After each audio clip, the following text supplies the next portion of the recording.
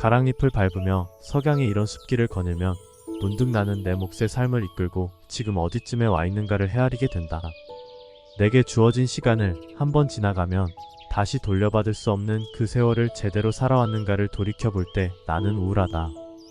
가랑잎 밟기가 조금은 조심스럽다.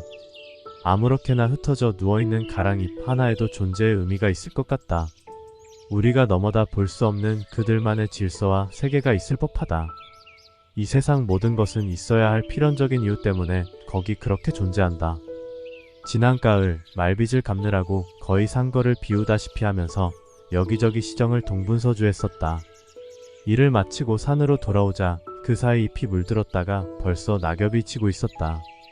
숲을 스치고 지나가는 밤바람 소리에 한동안 잊고 지내던 내 속이 되살아났다. 평화와 정적이 깃든 그 내면의 여로.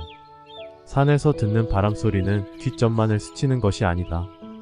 저 뼛속에 묻은 먼지까지도 핏줄에 섞인 티끌까지도 맑게 씻어주는 것 같다. 산바람 소리는 갓 비지를 하고 난 뜰처럼 우리들 마음속을 차분하고 정결하게 가라앉혀준다. 인간의 도시에서 묻은 온갖 오염을 씻어준다. 아무런 잡념도 없는 무심을 열어준다.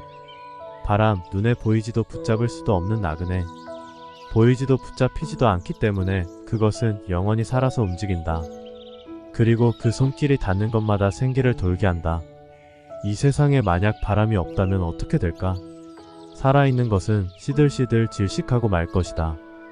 모든 것은 빛이 발에 재가 되고 말 것이다. 눈에 보이지 않는다고 해서, 손에 붙잡히지 않는다고 해서 없다고 할 수 있을까? 보이지 않는 것을 바탕으로 보이는 것이 있게 되고 들리지 않는 것을 의지해서 들리는 것이 있게 된다.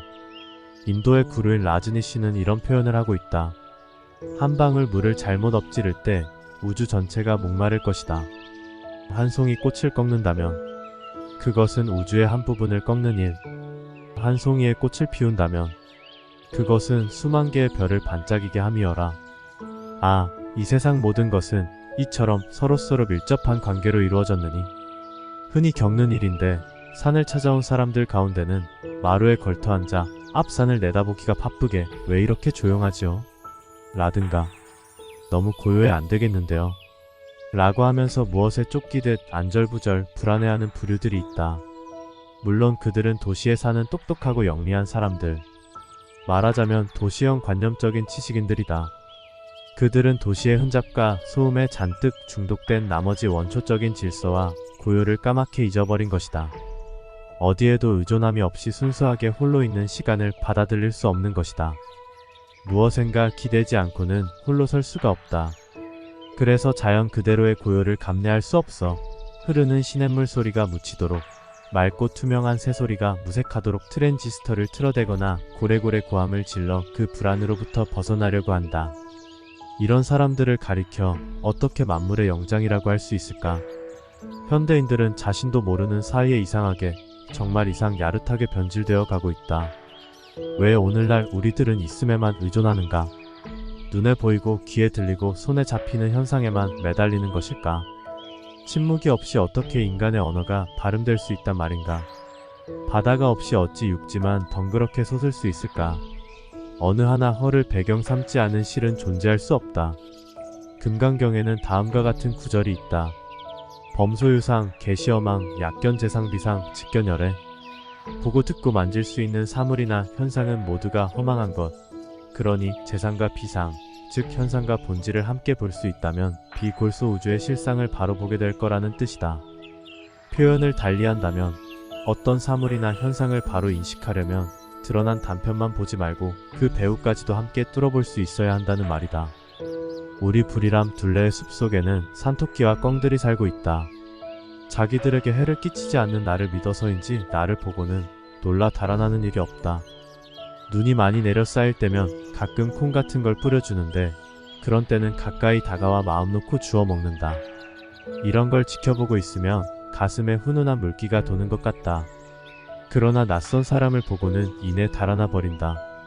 어쩌다 마을 사람들이 올라와 뜰에서 어정거리는 꿩이나 토끼를 보면 반색을 한다. 식탁의 요릿감으로만 보고 잡아먹을 궁리나 하지 짐승이 같은 생물인 사람을 믿고 따르는 이웃의 정은 기르려고 하지 않는다. 순박한 짐승들은 이심전심의 묘리를 직감적으로 터득하고 있는 모양이다.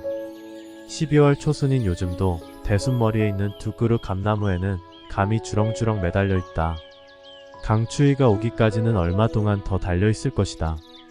덜어는 꿩과 새들이 쪼아 반쯤 허물어진 것도 있지만 나머지는 말짱한 그대로다. 벌써부터 보는 사람마다 왜 따지 않느냐고 입맛을 다시곤 했지만 나는 과일을 입으로만 먹지 않고 눈으로도 먹을 수 있는 비밀을 알고 있다. 실은 내 뜰에 놀러온 새들에게 따로 대접할 게 없으니 감이나 먹고 가라고 남겨둔 것이지만 나는 나대로 하루에도 몇 차례씩 초겨울 하늘 아래 빨갛게 매달려 있는 감을 바라보는 즐거움을 누리고 있으니 일거양득이 아닐 수 없다. 앞산에 눈이라도 하얗게 내려 쌓이는 날 빈가지 끝에 매달린 저 감의 빛깔을 본 사람이면 잘 알 것이다. 그 기막힌 빛의 조화를. 큰절 문수전에 살던 해담 스님은 한 해 겨울 눈이 내리는 날이며 그 신비로운 감의 빛깔을 보기 위해 비탈길을 미끄러져 가면서 일부러 올라오곤 했었다. 겨울철 빛깔의 조화치고는 일품이 아닐 수 없다. 입으로만 먹고 말았다면 어떻게 이토록 눈이 시리도록 아름다운 감맛을 볼 수 있었겠는가. 예이츠의 시에선가 술은 입으로 들고 사랑은 눈으로 든다더니 아름다움 또한 눈으로 드는 것일래라. 겨울숲은 부질없는 가식을 모조리 떨쳐 버리고 본질적인 것으로만 집약된 나무들의 본래 면목이다. 숲은 침묵의 의미를 알고 있다. 침묵을 딛고 일어선다. 봄날 움을 튀어 초록빛 물감을 풀어 수줍게 설레다가 여름에는 뜨거운 태양을 받아 서늘한 그늘을 대지에 들이운다. 가을이 되면 열매를 익히면서 이 골짝 저 골짝에서 울긋불긋 서로 손짓하다가 마침내 미련 없이 낙하.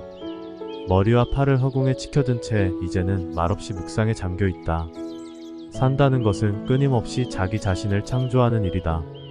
그 누구도 아닌 자신이 자신에게 자신을 만들어준다.